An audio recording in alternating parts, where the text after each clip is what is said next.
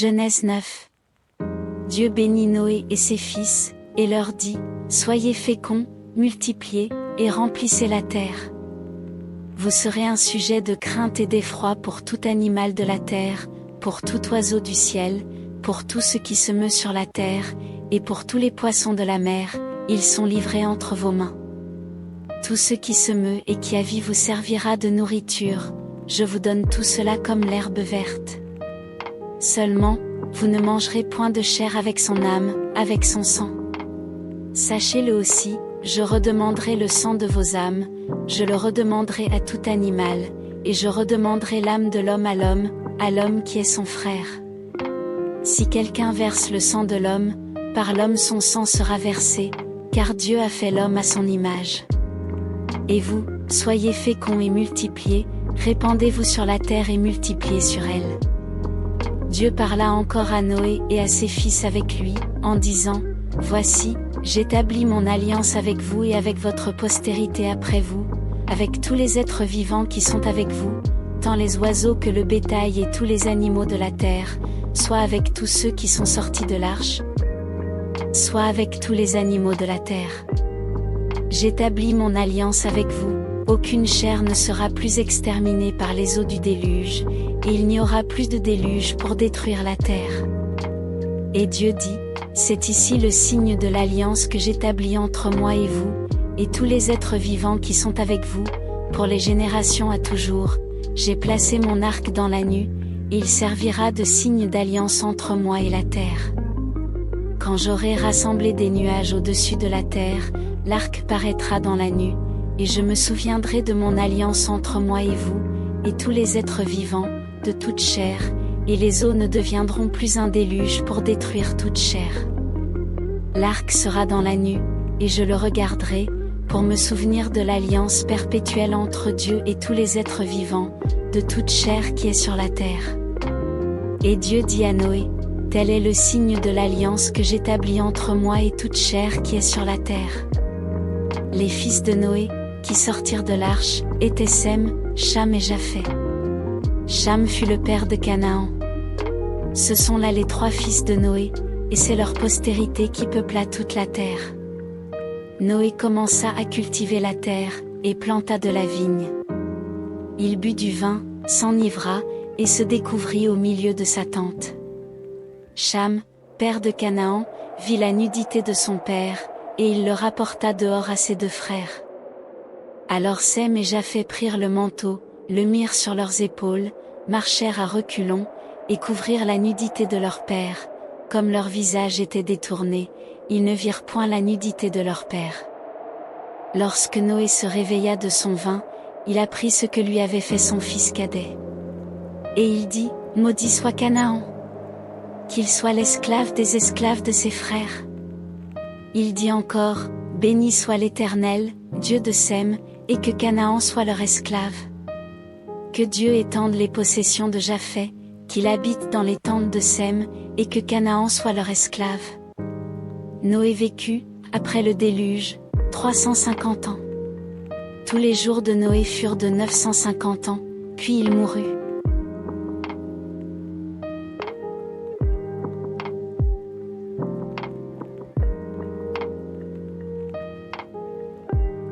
Voici la postérité des fils de Noé, Sem, Cham et Japhet. Il leur naquit des fils après le déluge. Les fils de Japhet furent, Gomé, Magog, Madaï, Javan, Tubal, Méchec et Tira. Les fils de Gomé, Ashkenaz, Ripha et Togarma. Les fils de Javan, Elisha, Tarsi, Kittim et Dodanim. C'est par eux qu'ont été peuplées les îles des nations selon leurs terres, selon la langue de chacun, selon leur famille, selon leur nation. Les fils de Cham furent, Cush, Mitzraïm, Peus et Canaan. Les fils de Cush, Saba, Avila, Sapta, Raéma et Sapteka. Les fils de Raéma, Séba et Dedan. Cush engendra aussi Nimrod, c'est lui qui commença à être puissant sur la terre. Il fut un vaillant chasseur devant l'Éternel, c'est pourquoi l'on dit, comme Nimrod, vaillant chasseur devant l'Éternel. Il régna d'abord sur Babel, Érec, Akkad et Calné, au pays de Shinéar. De ce pays-là sortit Assur, il bâtit Ninive, Rehoboth-ir, Kalash, et Rézan entre Ninive et Kalash, c'est la grande ville. 13 Mitsraïm engendra les Ludim, les Anamim, les Lehabim, les Naphtuim, les Patrusim, les Casluim, d'où sont sortis les Philistins, et les Caphtorim. Canaan engendra Sidon, son premier-né, et Heth, et les Jébusiens, les Amoréens, les Girgasiens, les Éviens, les Arkiens, les Siniens, les Arvadiens, les Tsemariens, les Hamathiens. Ensuite, les familles des Cananéens se dispersèrent. 19 Les limites des Cananéens allèrent depuis Sidon, du côté de Guérar, jusqu'à Gaza, et du côté de Sodome, de Gomorrhe, d'Adma et de Tseboïm, jusqu'à Lécha.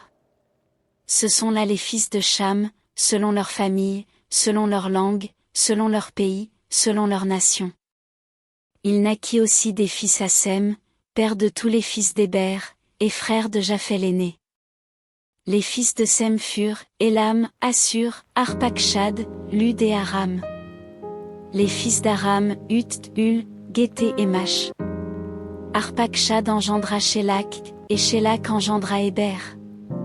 Il naquit à Héber 2 fils, le nom de l'un était Péleg, parce que de son temps la terre fut partagée, et le nom de son frère était Joktan. Joktan engendra Almodad, Shélef, Hatsarmavet, Jérak, Adoram, Uzal, Dikla, Obal, Abimaël, Séba, Ophir, Avila et Jobab. Tous ceux-là furent fils de Joktan. Ils habitèrent depuis Mécha, du côté de Séphar, jusqu'à la montagne de l'Orient. Ce sont là les fils de Sem, selon leur famille, selon leur langue, selon leur pays, selon leur nation. Telles sont les familles des fils de Noé, selon leur génération, selon leur nation. Et c'est d'eux que sont sorties les nations qui se sont répandues sur la terre après le déluge.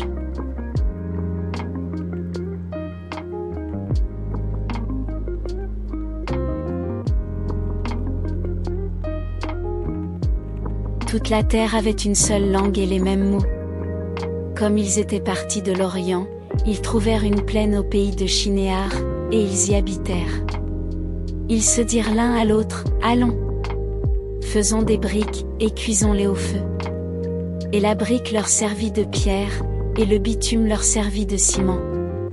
Ils dirent encore, allons, bâtissons-nous une ville et une tour dont le sommet touche au ciel, et faisons-nous un nom, afin que nous ne soyons pas dispersés sur la face de toute la terre. L'Éternel descendit pour voir la ville et la tour que bâtissaient les fils des hommes. Et l'Éternel dit, voici, ils forment un seul peuple et ont tous une même langue, et c'est là ce qu'ils ont entrepris, maintenant rien ne les empêcherait de faire tout ce qu'ils auraient projeté. Allons, descendons, et la confondons leur langage, afin qu'ils n'entendent plus la langue, les uns des autres. Et l'Éternel les dispersa loin de là sur la face de toute la terre, et ils cessèrent de bâtir la ville. C'est pourquoi on l'appela du nom de Babel, car c'est là que l'Éternel confondit le langage de toute la terre, et c'est de là que l'Éternel les dispersa sur la face de toute la terre. Voici la postérité de Sem. Sem, âgé de 100 ans, engendra Arpachshad, 2 ans après le déluge. Sem vécut, après la naissance d'Arpachshad, 500 ans, et il engendra des fils et des filles. Arpachshad, âgé de 35 ans, engendra Shélak. Arpachshad vécut, après la naissance de Shélak, 403 ans, et il engendra des fils et des filles. Shélak, âgé de 30 ans, engendra Héber. Shélak vécut, après la naissance d'Héber, 403 ans, et il engendra des fils et des filles. Héber, âgé de 34 ans, engendra Péleg. Héber vécut, après la naissance de Péleg, 430 ans, et il engendra des fils et des filles. Péleg, âgé de 30 ans, engendra Reu.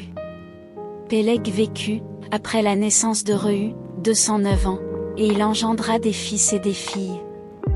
Reu, âgé de 32 ans, engendra Serug.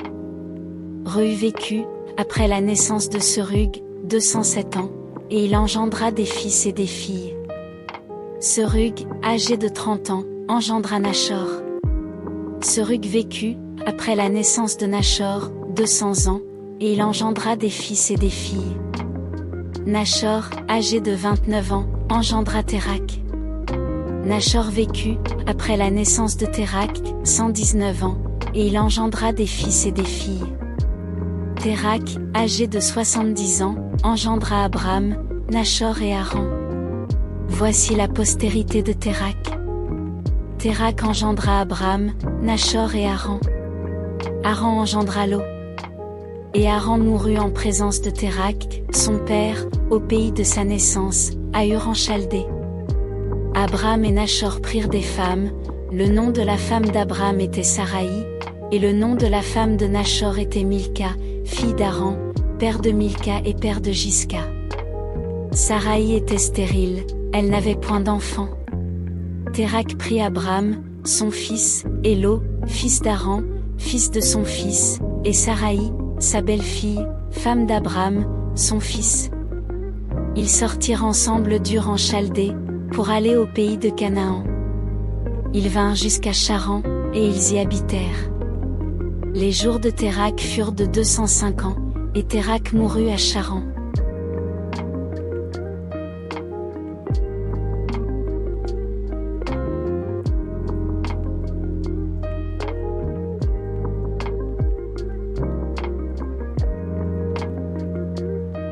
Genèse 12. L'Éternel dit à Abram, va-t'en de ton pays, de ta patrie, et de la maison de ton père, dans le pays que je te montrerai.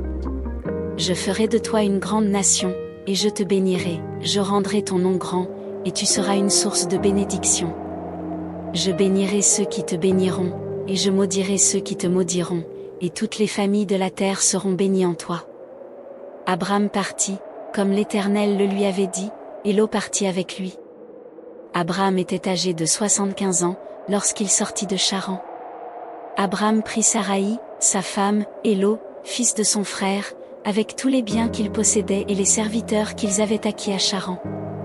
Ils partirent pour aller dans le pays de Canaan, et ils arrivèrent au pays de Canaan. Abram parcourut le pays jusqu'au lieu nommé Sichem, jusqu'aux chênes de Morée. Les Cananéens étaient alors dans le pays. L'Éternel apparut à Abram, et dit, je donnerai ce pays à ta postérité. Et Abram bâtit là un autel à l'Éternel, qui lui était apparu. Il se transporta de là vers la montagne, à l'orient de Béthel, et il dressa ses tentes, ayant Béthel à l'occident et Haï à l'orient. Il bâtit encore là un autel à l'Éternel, et il invoqua le nom de l'Éternel. Abram continua ses marches, en s'avançant vers le midi. Il y eut une famine dans le pays, et Abram descendit en Égypte pour y séjourner, car la famine était grande dans le pays. Comme il était près d'entrer en Égypte, il dit à Saraï, sa femme, voici, je sais que tu es une femme belle de figure. Quand les Égyptiens te verront, ils diront, c'est sa femme. Et ils me tueront, et te laisseront la vie. Dis, je te prie, que tu es ma sœur, afin que je sois bien traité à cause de toi, et que mon âme vive grâce à toi. Lorsqu'Abram fut arrivé en Égypte, les Égyptiens virent que la femme était fort belle. Les grands de Pharaon la virent aussi et la vantèrent à Pharaon, et la femme fut emmenée dans la maison de Pharaon. Il traita bien Abram à cause d'elle, et Abram reçut des brebis, des béufs, des ânes, des serviteurs et des servantes, des ânesses, et des chameaux. Mais l'Éternel frappa de grandes plaies Pharaon et sa maison, au sujet de Saraï, femme d'Abram. Alors Pharaon appela Abram, et dit, qu'est-ce que tu m'as fait?